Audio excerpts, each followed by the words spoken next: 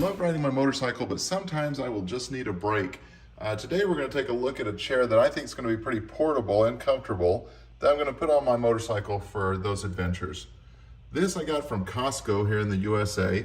It was $36.95 and it looks like a pretty nice chair. Let's get it out. Okay, the chair comes in this bag that looks like it'll be pretty easy to carry if you wanted to carry it over your shoulder. It's pretty compact. I would say the only downside I see to this bag, which might also be an upside, is part of it is made out of mesh. So I don't think this is gonna fit in any of the kind of bottle holder pockets on my Tesla luggage on my bike. So if this is strapped somewhere on the outside and I'm going through mud or rain, it's likely to get the chair wet. But also if the chair was left out and got wet, it's gonna allow the chair to dry better. Okay, if you've ever had those portable chairs, you know what a pain they are to stuff into the end of a sack. One nice feature here is it looks like it has a full-length zipper here to open up the side of the package and easily get the chair in and out of the bag. This is Cascade Mountain Tech. Now rolling the chair out, you find three parts. You find a headrest that just Velcros up here at the top part of the seat, and you also find the framework. So we'll start with the framework. I saw a few reviews that complained about the difficulty of assembling this chair. It doesn't look that difficult to me. I mean, they actually have bungee cords connecting each of the legs. These legs that have the wider pieces at the base of them, those are the feet of the chair. I mean, here we go. I'm gonna assemble this chair one-handed. So it looks like I have the base of the chair completely assembled. Just throw that down here on the floor. And now we just have to put together the pieces that are gonna hold up the high back part of the chair. Oh my gosh. Well, that part was easy. So it looks to me like the deepest pockets are going to be these top ones. So that's where you're going to want to start, is by inserting these back rails into the top pockets. Once inserted in the top pockets, just slide those all the way down in the pockets so it's tight. Now you've got this front area. Both of the front pieces have got kind of a finger pull that'll help you pull and stretch it into place and get it over this bar, which obviously the first one goes on pretty easy. Okay, so for the last leg to go on, you're gonna have to apply some pressure and stretch it on there. So it's gonna be a process of pulling. Oh yeah, I see where they could say this could be difficult. So yeah, if you're not very strong, that could be difficult to get that last one pulled in place, but they give you a nice finger tug to pull with, and it's gonna take both hands and your arms and some strength. All right, there we go. That's what it looks like with it assembled. Now, I'm a big guy. I'm 6'3", 260 pounds, and I'm gonna try it out. I do believe the chair says it has a 250-pound weight limit, but I sat in it in Costco without any problem. All right, I'm in the chair, and I love the high back design. I find that pretty comfortable. I don't have the pillow on it yet. Okay, the pillow has Velcro all across the back. Looks like you could put it in this lower position here, or if you needed to, you could ride it way up here to the higher position. I think that's exactly what I'm gonna do, is just put it on there as high as I can, because I know I'm tall. Not bad at all. I like it. Pretty comfortable. Kind of semi-reclined position. For me, I can kind of rest my head back on the upper pillow. I think there's a lot to like about this chair. Okay, with the pillow in the highest position, it actually works for me.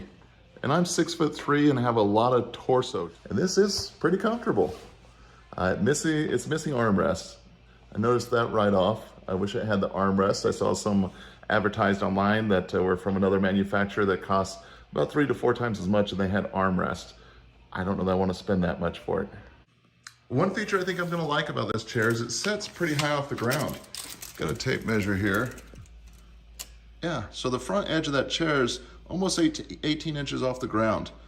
That's pretty high. Now, I did feel a little bit of pressure from this front edge on the back side of my legs, so we'll see how that works out after setting it for longer periods of time. All right, I already had a compact chair on my motorcycle that I was carrying in this Tusk tent pole bag.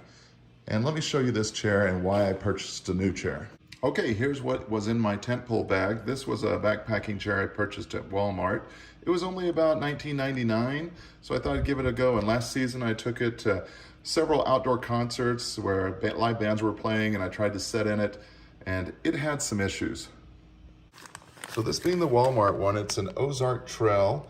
So this Walmart chair was also a quick assembling chair with bungee cords going through the poles, and that was nice about it. It did go together quickly.